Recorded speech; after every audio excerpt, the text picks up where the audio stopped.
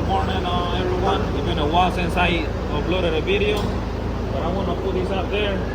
Maybe it's going to help somebody. This is a 2016 KW, and it has a Pacaar MX13. And I know a lot of people don't like this engine because it's kind of complicated. But I want to tell you what the problem was having with this truck. The truck didn't want to crank. He didn't want to crank by his own. We had to prime it. And we did several tests. We bypassed the tanks. I bypassed this fuel filter. So I did a little bit more research. And we thought it was the low pressure fuel pump, the lift pump. So we had one around and we changed it just to see if that would fix the problem. And it didn't. So then we did more research. And we came to find out that one of the unit pumps on this truck, it has two unit pumps, two high pressure fuel pumps on the back.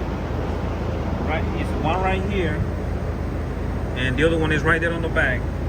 And one way to check if they working, you crank the truck, and then you unplug one, and if the truck stay running, that means the one that is plugged is good. So then you plug the other one and you unplug the other one. And if it cuts off, that one, the one that cuts off, that's the one that is bad.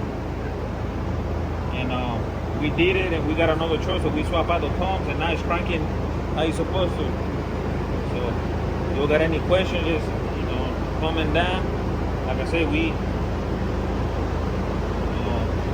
I never thought a unit pump would keep a truck from cranking. I thought it was only for we make it skip, and but it did on this truck. So somebody I saw on the internet that a lot of people were having the same issue, long cranking. So you don't want to. Sometimes you gotta prime it to make it crank, and like I say, some people upgraded the fuel system, put different filters and all this. We ain't had to do all that.